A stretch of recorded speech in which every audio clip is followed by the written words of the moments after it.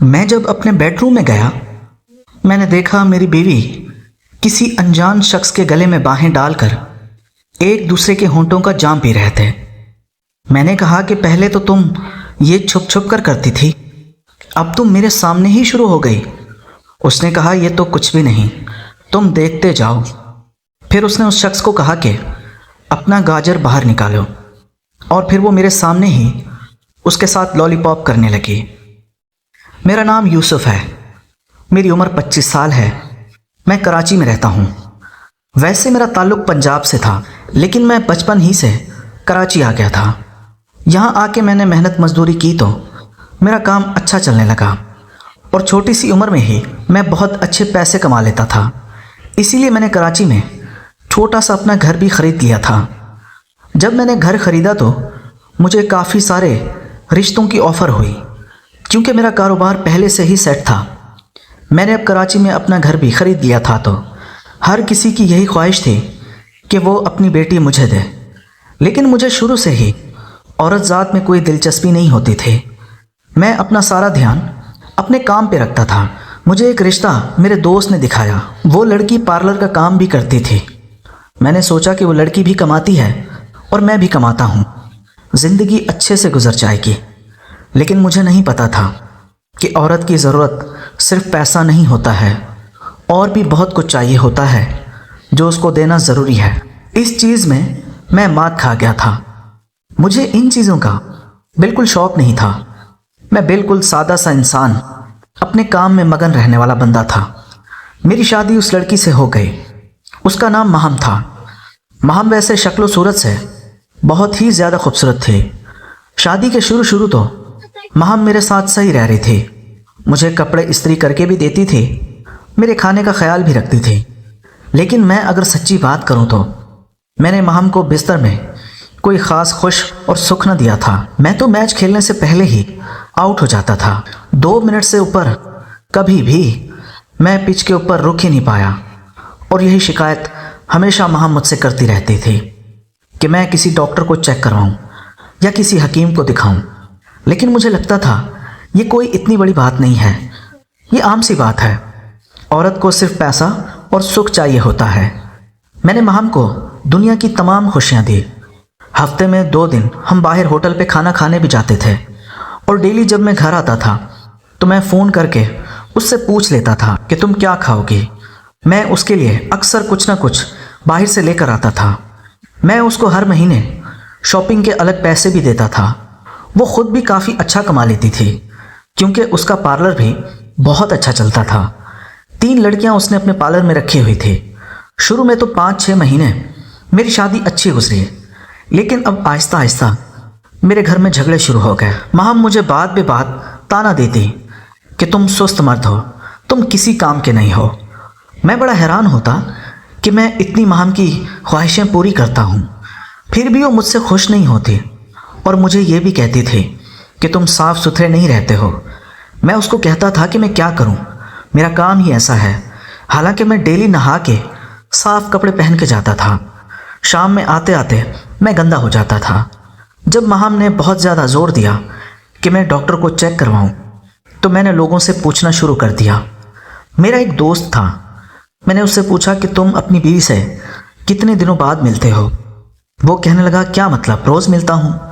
میں نے کہا یہ نہیں، وہ جو رات کو ملا جاتا ہے۔ میرے اس دوست نے بتایا کہ وہ تو روز ہی اپنی بیوی کے پاس جاتا ہے اور 1-1 گھنٹہ میچ کھیلتا ہے۔ میں بڑا حیران ہوا، کیونکہ میں تو مہینے میں 1 دفعہ بھی مشکل سے اپنی بیوی کے پاس جاتا تھا، اور وہ بھی 2 منٹ میں ہی آؤٹ ہو کے واپس سو جاتا تھا۔ میں نے اس کو کہا کہ یہ تو تم ٹھیک نہیں کرتے ہو، تم تو ظالم ہو، اس پہ ظلم کرتے ہو۔ وہ مجھے کہنے لگا یوسف بھائی یہ ظلم نہیں ہے، اصل میں یہی محبت ہوتی ہے۔ حالانکہ وہ غریب تھا، لیکن اس کی شادی شدہ زندگی بہت ہی اچھی گزر رہی تھی۔ میرے ساتھ وہ اکثر بیٹھا ہوتا تھا، اس کی بیوی کا فون آتا رہتا تھا، اور وہ دونوں آپس میں محبت سے باتیں کرتے تھے۔ میں اس کو کہتا تھا یار میری بیوی تو بنا کام کے مجھے فون ہی نہیں کرتی، وہ تو صرف مجھے اس لیے فون کرتی ہے کہ کچھ نہ کچھ منگوانا ہوتا ہے۔ تمہاری بیوی کیا گھر پہ فارغ رہتی ہے؟ جب دیکھو فون آتا رہتا ہے۔ تو وہ مجھے کہنے لگا یار یوسف، اصل میں میری بیوی مجھ سے بہت محبت کرتی ہے. میں جب بھی باہر جاتا ہوں تو اس کو میری یاد آتی ہے. اسی لیے میں بڑا حیران ہوا کہ 2-3 گھنٹے باہر جانے میں اتنا یاد آتی ہے کہ اس کو فون کرنا پڑتا ہے. مجھے یہ بات مذاق لگی تو میں ہنس کے ٹال دی. پھر وہ مجھے کہتا تھا کہ میں اپنی بیوی کے ساتھ 1-1 گھنٹہ میچ کھیلتا ہوں. میں نے اس سے بہت خوش رکھا ہوا ہے. وہ تو اپنے مائکے بھی نہیں جاتی 2-2 مہینے. حالانکہ میرے گھر کی تو یہ روٹین تھی. ہفتے کی رات میں اپنی بیوی کو اس کے امی کے گھر چھوڑ کر آتا تھا. وہ ہر ہفتے جاتی تھی اور اگلے دن شام کو وہ واپس رکشے پہ آ جاتی تھی. میں جب بھی چھٹی کرتا تھا تو میں نوٹ کر رہا ہوتا تھا کہ میری بیوی کا موڈ اتر سا جاتا تھا. وہ میرے کام سے چھٹی کرنے کو پسند نہیں کرتی تھی. وہ کہتی تھی کہ تم کام پہ جاؤ. میں اس سے کہتا تھا کہ ماہم کبھی کبھی میں چھٹی کر لیتا ہوں تو کیا بری بات ہے, تمہارے ساتھ ٹائم گزار لیتا ہوں. وہ مجھے کہتی تھی نہیں, بس تم اب پیسے ہی کماؤ اور کوئی تم سے امید نہیں ہے. میں بڑا حیران ہوتا تھا. شروع میں تو مجھے یہی لگتا تھا کہ شاید ہر گھر کی یہی روٹین ہوتی ہے جو میرے گھر میں چل رہا تھا. جب میں نے اپنے دوست سے پوچھا کہ جب تم چھٹی کرتے ہو تو تمہاری بیوی تمہیں منع نہیں کرتی, وہ مجھے کہنے لگا کہاں یوسف بھائی, حالانکہ وہ تو کہتی رہتی ہے کہ تم تو چھٹی ہی نہیں کرتے. حالانکہ میں ہفتے میں 2-3 چھٹیاں کر ہی لیتا ہوں, اس کے ساتھ وقت گزار ہی لیتا ہوں. لیکن وہ پھر بھی یہی کہتی ہے تم تو باہر جاتے ہو, یہ بھی نہ جایا کرو, اس کے ساتھ ہی بیٹھا رہا کرو. میں بڑا حیران ہوتا تھا کہ ایسا کیسے ہو سکتا ہے. بالآخر میری شادی کو اب 1 سال بھی گزر گیا تھا اور مجھے یہ بات سمجھ آ گئی تھی کہ میں بستر میں اپنی بیوی کو سکھ نہیں دے پاتا ہوں. اسی لیے میری بیوی میرے ساتھ خوش نہیں ہے. اللہ نے مجھے پیسہ بہت دے دیا تھا اور میں نے کراچی میں 2 پلاٹ اور بھی خرید لیے تھے. دن دگنی رات چگنی میرے کام کو ترقی آ رہی تھی. میں نے اب ایک سیکنڈ ہینڈ گاڑی بھی لے لی تھی صرف اپنی بیوی کے لیے, کیونکہ ہر ہفتے اس کو اس کی اماں کے گھر چھوڑنا ہوتا تھا اور ہم ہوٹل پہ کھانا کھانے بھی جاتے تھے. مجھے آج بھی یاد ہے پہلی دفعہ جب میں نے گاڑی لی. حالانکہ میں تو بہت خوش تھا, میں نے زندگی میں پہلی دفعہ کار لی تھی, لیکن میری بیوی کے چہرے پہ خوشی کے کوئی تاثرات نہیں تھے. میں نے جب اپنی بیوی کو کہا کہ آج میں بہت خوش ہوں کیونکہ میں نے گاڑی لے لی ہے, تو میری بیوی مجھے کہنے لگی کیا فائدہ, سب کچھ کھانا پینا تھوڑی ہوتا ہے, اس کے علاوہ بھی بہت کچھ ہوتا ہے زندگی میں خوش رہنے کے لیے. میں سمجھ گیا تھا وہ مجھے کس بات کا طعنہ دے رہی تھی. میں نے اپنی بیوی کو کہا کہ تم فکر نہ کرو, میں کوئی اچھا سا ڈاکٹر ڈھونڈتا ہوں اور میں اپنا علاج کرواتا ہوں, میں تمہیں ضرور خوش رکھوں گا. میں سمجھ گیا ہوں کہ خامی مجھ میں ہی ہے. پھر وہ کہنے لگی ہاں یوسف تم علاج کروا لو, اب مجھ سے برداشت نہیں ہوتا ہے, مجھے اس چیز کی بہت طلب ہوتی ہے. میں نے کبھی تمہیں کہا نہیں اگر تم ٹھیک نہ ہوئے تو مجھے مجبوراً کوئی اور مرد ڈھونڈنا ہی پڑے گا. میں نے سمجھا شاید میری بیوی میرے ساتھ مذاق کر رہی تھی, لیکن وہ سیریس تھی. یہ مجھے بعد میں پتا چلا. میں نے اس طرح کافی دوستوں سے سنا کہ فلاں حکیم بہت علم والا ہے, اس کی دوائی 1 نمبر ہے. میں نے طرح طرح کے حکیموں سے اپنا علاج کروایا, ڈاکٹروں سے بھی اپنا علاج کروایا, لیکن میری طبیعت میں کوئی فرق نہیں پڑا. میں جیسے تھا ویسے ہی رہا. میرا آج بھی اس کام کے لیے موڈ نہیں بنتا تھا. میری بیوی آدھا گھنٹہ مجھ پہ محنت کرتی تھی, لیکن میرا موڈ ہی نہیں بنتا تھا. مجھے ایک بندے نے کہا کہ فلاں حکیم ہے, اس کی دوائی تو بہت ہی مہنگی ہے لیکن 1 نمبر دوائی دیتا ہے, اس سے شادی کورس کروا لو. میں جب اس حکیم کے پاس گیا میں نے ساری اپنی داستان اس کو سنائی. اس نے کہا کہ فکر نہ کرو, 50,000 کا شادی کورس ہے, وہ تم کر لو. میں گارنٹی سے کہتا ہوں کہ تمہاری بیوی یہی کہے گی کہ اب بس کرو, میری جان چھوڑ دو. وہ تم سے معافی مانگے گی. اس نے ایسے ایسے جملے کہے, میں متاثر ہو گیا. میں نے اسے فوراً ہی 50,000 روپے دے دیے. اس نے مجھے پورا 1 مہینے کی دوائی دی. کہا یہ میڈیسن روز کھانی ہے اور یہ شربت ہے پانی میں ڈال کے پینا ہے, اور اس طرح میں بڑا خوش ہوا. اور اس نے ایک آئل بھی دیا, کہا یہ بھی لگانا ہے اور پورا 1 مہینہ اپنی بیوی کے پاس نہیں جانا, اس کے بعد جانا اور پھر مجھے بتانا, تم مجھے دعائیں دو گے. میں نے پورا 1 مہینہ وہی علاج کیا, اس کے بتائے ہوئے طریقے پہ عمل کیا, لیکن مہینے بعد کوئی فرق نہیں پڑا. میری طبیعت ویسے کی ویسی تھی. میں نے اپنی بیوی کے چہرے پہ دیکھا تو میری بیوی اب مایوس ہو گئی تھی. وہ مجھے کہنے لگی یوسف میں مجبور ہوں, میں نے بہت کوشش کی ہے کہ تم ٹھیک ہو جاؤ, میں نے تمہیں وقت بھی دیا ہے, لیکن اب تم مجھے نہیں روکو گے، میں جو بھی اپنی زندگی میں کروں یا جس مرد سے ملوں، کیونکہ یوسف مجھے اس چیز کی بہت طلب ہوتی ہے۔ میں پوری رات آج کل سو نہیں پاتی ہوں، یقین کرو میں ذہنی مریض بن گئی ہوں۔ اگر مجھے یہ چیز نہ ملی تو میں پاگل ہو جاؤں گی۔